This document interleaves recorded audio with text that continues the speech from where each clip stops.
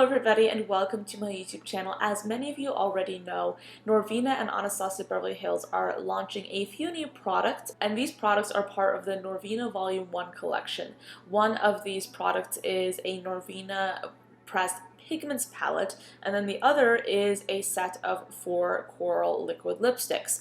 As many of you already know, whenever a big launch comes out or whenever any kind of noteworthy release pops up, I am very tempted and very interested in doing a redesign on said palette or said release. So I do these all the time. They're great fun for me, and of course I decided to do one for the Norvina Volume 1 palette.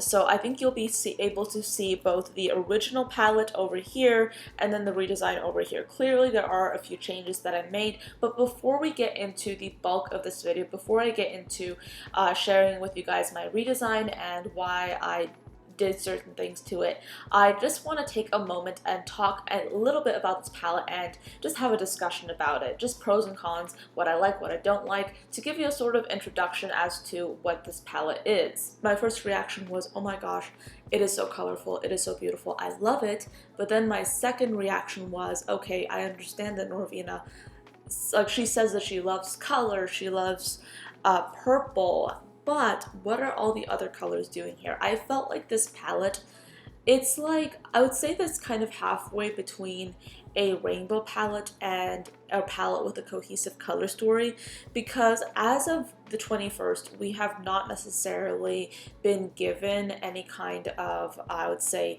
video content that explains exactly how this palette is supposed to be used, exactly what her reasoning was behind picking these colors and arranging it in the way she did. I did watch her stories and I did see that the reason that she had a whole bunch of these like shade names like A1 and D2 and B4, like if you look at the columns, then you see that they're numerical. If you look at the rows are alphabetical.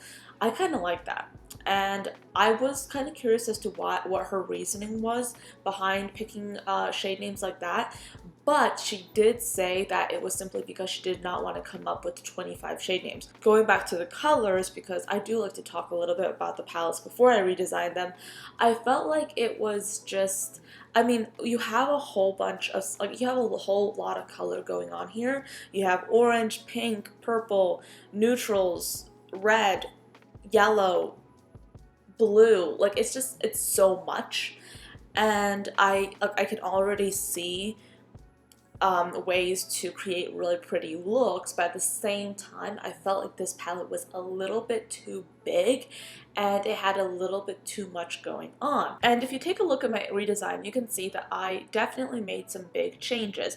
Keep in mind, please, that this is of course my alternate opinion. I do think that this is one of the most exciting Anastasia Beverly Hills palettes that we have probably ever seen, and I'm really into this palette.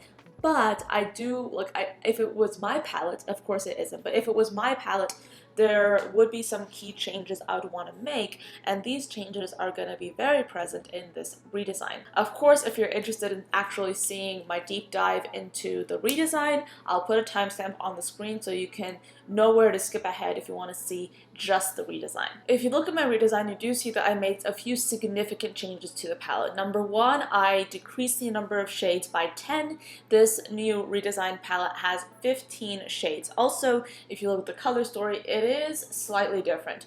Norvina has mentioned several times that she really does love purple, and she did mention in her Instagram stories that she was interested in creating a colorful palette, a palette that was not necessarily an everyday makeup palette, and she did say that her original Norvina palette was an everyday palette. What I like about this palette is that you don't necessarily see a lot of those everyday colors. Yes, you do have neutrals, but the palette on the whole is very dramatic, and that's what I really love about it. However, I did see that this palette, even though it's marketed for the most part as a purple palette, there is so much in here besides purple that I feel like it, I would say, deadens the purple theme of the palette, if that makes any sense. I felt like it would be really beneficial to A, pare the number of shades down to make it a more digestible palette, and B, to just lean into the purple theme a little bit more to create a palette that was kind of like the Norvina palette, the very first Norvina palette, but amped up in terms of purple. This collection is called the Norvina Volume 1 collection, which leads me to assume that this collection will indeed be the first of several collections that Norvina is launching under her own name with Anastasia Beverly Hills. But here's the thing. I feel like if you're launching several collections, why not have a more digestible theme? Because I feel like putting so many shades in a palette makes it seem like she's trying to basically create like an all-encompassing, like all-in-one eyeshadow palette, but really it's a kind of overwhelming version of a palette. As you can already tell, probably, I did keep a few shades and I rearranged a few others, and then I also created a few of my own. The first shade that I want to talk about is A1. A1 is a shade that I found to be very interesting and quite unique looking. It's quite like a very light frosty lilac shade that's also a highlight color. I really liked that, and I wanted to leave it in the palette. Next we have A2, which is like a mid-tone violet color. Very beautiful. I also wanted to keep it. It's such a pretty matte color. And moving on to A3, similarly a mid-tone I forgot my colors, purple color, and this time it has a little bit more of a berry tone to it. I really like this shade. I feel like a lot of people will be able to pull this off quite easily, and I really do like that. It's a matte. I wanted to keep it in the palette. Moving on though to A4. Now A4 was originally a neutral kind of color, and this is the type of shade that in my mind you can find in virtually every single Anastasia Beverly Hills palette, and I felt like it was a waste of pan space, and I wanted to take the opportunity to inject something that was like super unique looking and just a little bit more fun.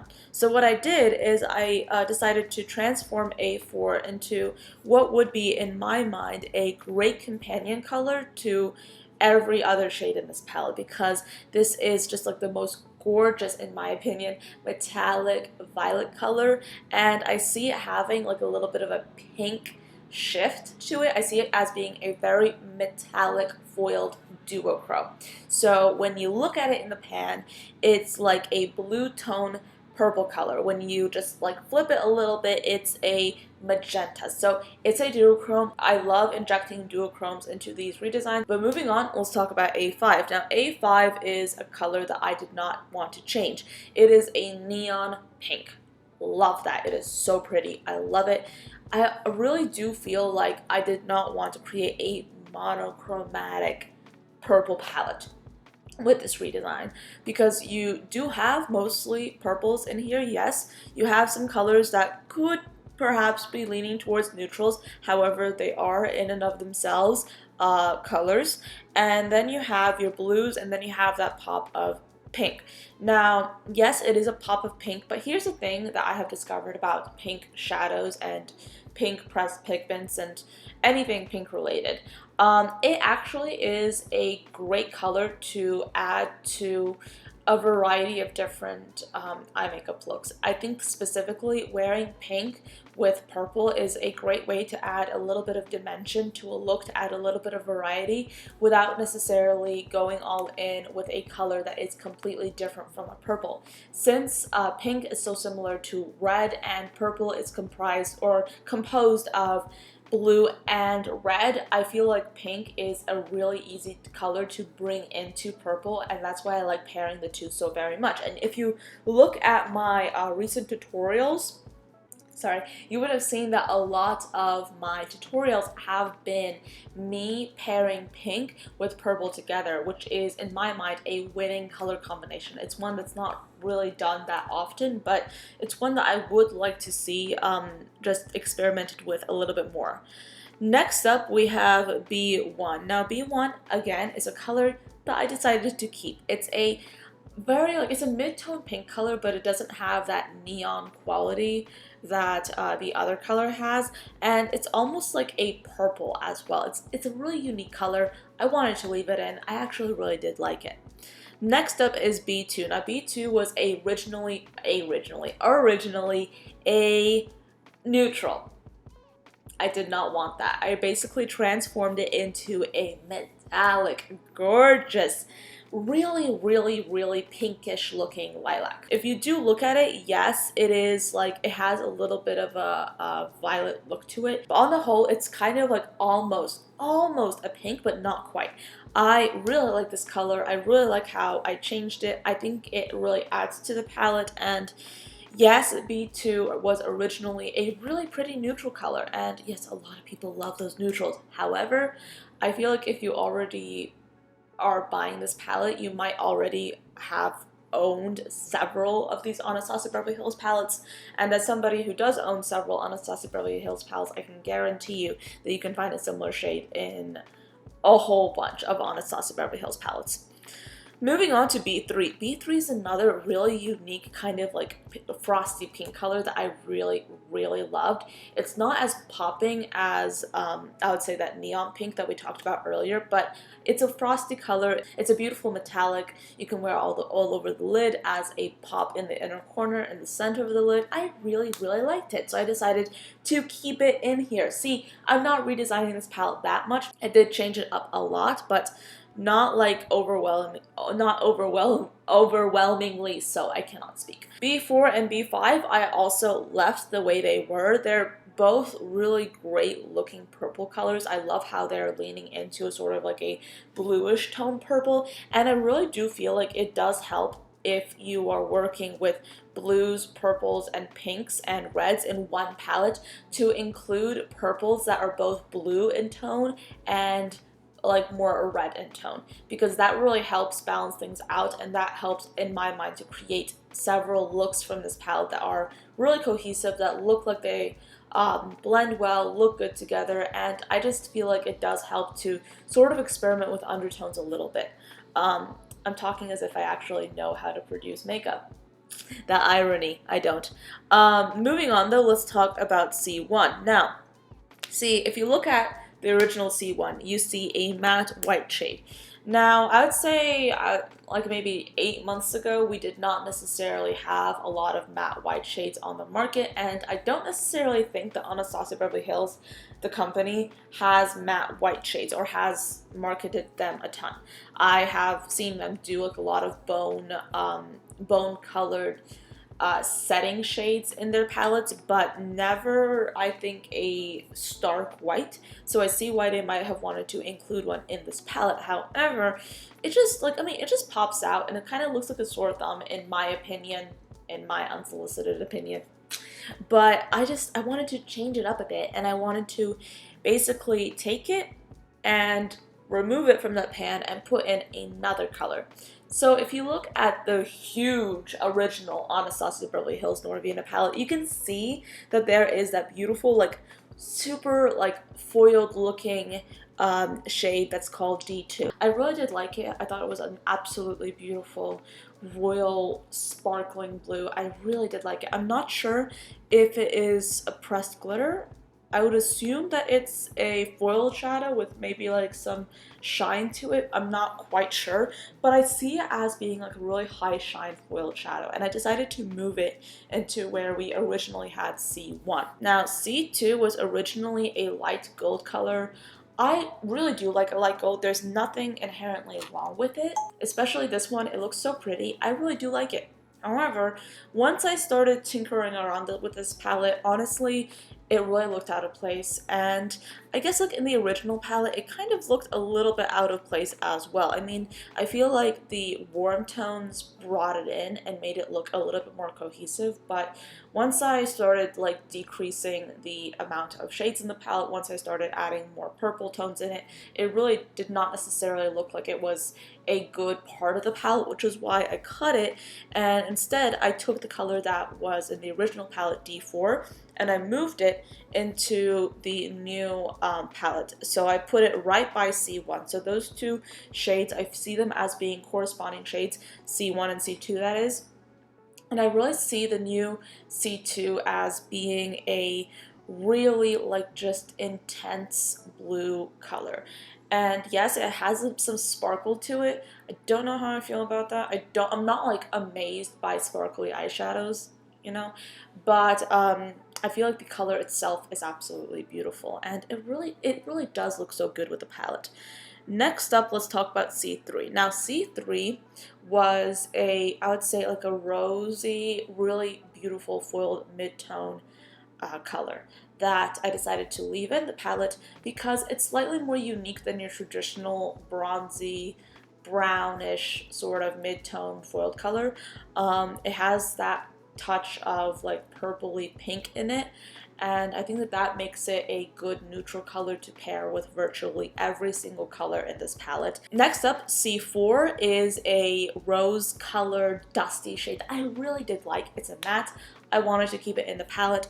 It would look so good paired with the shade that's right next to it, C3. It would also look great paired with the purples. It would really ground those colors, as well as the pinks, the blues, just virtually every single color in this palette. I absolutely love how the colors in this mock-up work so well together. This is actually one of my favorite redesigns that I've done so far. One of my favorites. I absolutely love it. Sorry, I'm fangirling over myself. I know it's pretentious, but moving on to this next color called C5. C5 was originally I would say like a terracotta mid-tone brown color. Very matte, very pretty to wear with like a whole bunch of these other shades in the Norvina palette, but I decided to transform it into a red color because I actually did like this idea of including a few touches of reds in this Norvina palette. I felt like that would be really I felt like that was like a cool idea because we don't typically see reds in purple palettes. I absolutely love it. It's a matte color, and I would say that I don't think I've really experimented a lot with pairing purples with reds, but I have experimented with pairing reds with blues and just even pairing reds with pinks. I do say that out of the aforementioned color combinations, my favorite way to wear red is with a blue, which I actually didn't really expect when I started experimenting with that color combination, and I really do like how it sort of just meshes into this palette. I feel like it's a winning combination. So anyway, that is my redesign of the Norvina palette, transformed into my version of what the Norvina palette could have been.